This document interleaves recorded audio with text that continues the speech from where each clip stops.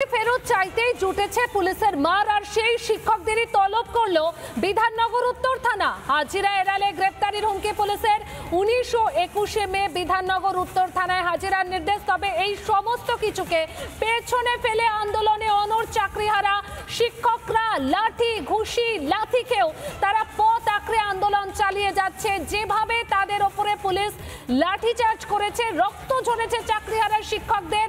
রোদ ঝড় জল বৃষ্টি উপেক্ষা করে দিন রাত বিকাশ ভবনের সামনে টানা আন্দোলনে যারা চাকরি হারিয়েছেন সেই সমস্ত শিক্ষক শিক্ষিকারা চাকরি ফেরত চাইতেই জুটেছে পুলিশের মার। আমাদের প্রতিনিধি ঐন্দ্রিলা ঠিক কি ছবি তুলে ধরলো দেখাই আপনাদের।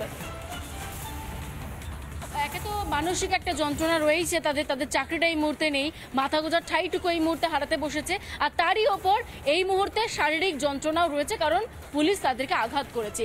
এরই মাঝে এবার তাদেরকেই তলব করছে কে না পুলিশ। বিধাননগর উত্তর থানার তরফ থেকে তাদেরকে ডেকে পাঠানো হয়েছে বা তলবে, সেটা গিয়ে পৌঁছেছে প্রায় 17 থেকে 20 জনের মধ্যে। এবং এখনো পর্যন্ত তারা বলছেন যে পুলিশের চোখ রাঙানি থাকলেও তারা সেই আন্দোলন জারি রাখবেন, কারণ এটা তাদের মরণ বাঁচন লড়াই। ডিসেম্বর মাস পেরোলে তারা কোথায় যাবেন? আমাদের আন্দোলন তো চলবেই যতক্ষণ না আমাদের দাবি পূরণ হচ্ছে।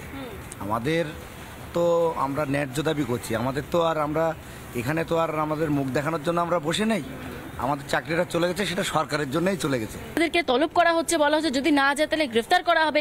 কি পরিস্থিতি এই মুহূর্তে? একটা মানসিক যন্ত্রণাও তো রয়েছে। অবশ্যই মানসিক যন্ত্রণা তো থাকবেই। আমরা এতদিন থেকে পড়ে আছি, শুধুমাত্র এখানে শিক্ষকরা যে আছে তা না, শিক্ষাকর্মীরাও আমরা যারা আছি, আমরা মূলত এখানে শিক্ষাকর্মী শিক্ষক সবাই মিলেই আছে। তো এত যন্ত্রণার পরেও বাড়ির থেকে সমানে ফোন করে যাচ্ছে যে চলে আসার জন্য, কিন্তু এই অবস্থায় বাড়িতে গিয়েও থাকার মতো পরিস্থিতি নেই। এবার আমাদের তো কোথাও ফল্ট নেই, এখানে যে পরিস্থিতিটা তৈরি হয়েছে সেটা তো পুরো প্রশাসনিক। যেখানে সুপ্রিম কোর্টও বলেছে যে দুর্নীতিটা প্রশাসনিক, আমাদের দোষ নেই, কিন্তু তার ফলেও যে আমরা শাস্তি পাচ্ছি এর তো আমরা শেষ দেখে ছাড়বো। আর পুলিশ পুলিশ তো কাঠের পুতুল এখন ধরতে গেলে। তারাও মানুষ। এবার আমাদের প্রতি তারা সমব্যথী না হলেও তাদের প্রতি আমরা শিক্ষিত, যথেষ্ট শিক্ষিত। সেই হিসেবে বলতে পারি যে তারা তাদের যা ওপর থেকে অর্ডার এসছে সেইভাবে পালন করে। পুলিশের তরফ থেকে বলা হয়েছে যে যদি না হাজিরা দেয় তাহলে গ্রেফতারিও পর্যন্ত করা হতে পারে। এটা কি আপনারা মনে করছেন যে বলপূর্বক আপনাদের সঙ্গে এরকম আচরণ করা হচ্ছে? অবশ্যই বলপূর্বক আচরণই করা হচ্ছে। বলপূর্বক আচরণ না করা হলে নিরস্ত্র, আমরা তো সেদিন যে গিয়েছিলাম নিরস্ত্র, আমাকে মেরেছে ছেলে পুলিশরা মেরেছে, কোনো মহিলা পুলিশ আমাকে হাত অবধি দেয়নি। তারা যথেষ্ট ডিসেন্ট ব্যবহার করেছে। পায়ে হাতে লাঠি দিয়ে মারা হয়েছে, আমার পুরো ফেলে দিয়ে মাথার ওপরে পা দিয়ে দাঁড়িয়েছিলেন, শরীরের ওপরে 2জন পুলিশ অফিসার দাঁড়িয়েছিলেন, মেল পুলিশ অফিসার। পুলিশ তাদের ছত্রভঙ্গ করার চেষ্টা করছে। যখনই তারা স্লোগানিং করছেন এই গেটের সামনে এসে, তখনই পুলিশ তাদের হটিয়ে দেওয়ার চেষ্টা করছেন। ভিডিও জার্নালিস্ট অমিত নাথের সঙ্গে ঐন্দ্রিলা ঘোষ রিপোর্ট, রিপাবলিক বাংলা, কলকাতা। আর এই বিষয়ে বিরোধী দলনেতা শুভেন্দু অধিকারী ও তৃণমূলের সর্বভারতীয় সাধারণ সম্পাদক অভিষেক বন্দ্যোপাধ্যায় কি বলছেন শোনাই। টিচাররা সেদিনকে লাঠি পেটা খেলেন পুলিশের কাছে, সেই টিচারদেরকে যেতে না বলবো, আর ওই নোটিশটা কুকুরের লেজে বাঁধতে বলবো। টিচাররা সেদিনকে লাঠি পেটা খেলেন পুলিশের কাছে, সেই টিচারদেরকে যেতে না বলবো, আর ওই নোটিশটা কুকুরের লেজে বাঁধতে বলবো। আন্দোলন করার অধিকার সবার আছে, কিন্তু কোনোভাবে আন্দোলন যেন হিংস্র না হয়, আন্দোলন যেন কোনোভাবে বল প্রয়োগ করে কোনো সরকারি সম্পত্তি নষ্ট করে, কিছুভাবে গেট ভেঙে জোর জবরদস্তি বল প্রয়োগ করে, সেটা হলে আন্দোলনের যে সারমর্ম বা যে এসেন্সটা সেটা কোথাও হারিয়ে যায়। এটা আমার দৃঢ় বিশ্বাস। বাকি আন্দোলন যে কেউ করতে পারে, এতে অসুবিধার তো কিছু নেই।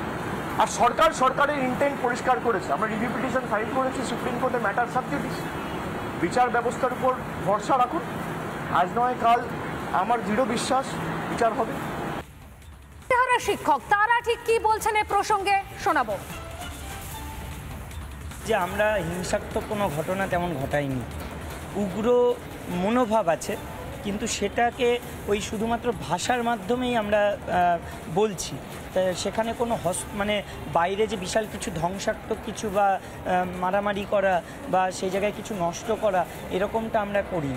আর উনি বলছেন যে ওনারাও শান্তিপূর্ণ অবস্থান করেছিলেন, আমরাও সেরকমটাই করছি, তো সেরকম চলছে। যদিও আমি একটা কথা বলে রাখি যে কোথাও গিয়ে আমরাও তো দেখেছি বিধানসভায় গিয়ে চেয়ার ছোড়া হয়েছে, বিধানসভায় ভাঙচুর করা হয়েছিল একটা সময় গিয়ে। তাহলে ওনারাও যখন বলছেন সেটাও একবার নিশ্চয়ই পর্যালোচনা করবেন যে ওই রকমভাবে কোনো ভাঙচুর বা কোনো হিংসাত্মক ঘটনা কি আমরা এখানে ঘটিয়েছিলাম। দেখুন, আন্দোলনের সারমর্ম একটাই যে আমরা আমাদের চাকরিটা তাদের কাছে ফেরত চাইছি যাদের দুর্নীতির কারণে আমার চাকরিটা চলে গেছে। আর বিচারটা দেবে অবশ্যই সুপ্রিম কোর্ট, কিন্তু সুপ্রিম কোর্টের ন্যায় বিচার পেতে গেলে যা যা দরকার, যা যা করণীয়, সেটা কিন্তু এই দুর্নীতি যারা করেছে তাদেরকেই করতে হবে, রাজ্য সরকার কমিশনকেই করতে হবে। নানা ধরনের কন্টেন্ট দেখার জন্য লাইক করুন, শেয়ার করুন আমাদের ফেসবুক পেজ, সাবস্ক্রাইব করুন আমাদের ইউটিউব চ্যানেল। পাশাপাশি অন্যান্য ব্রেকিং নিউজের জন্য অবশ্যই চোখ রাখুন রিপাবলিক বাংলায়।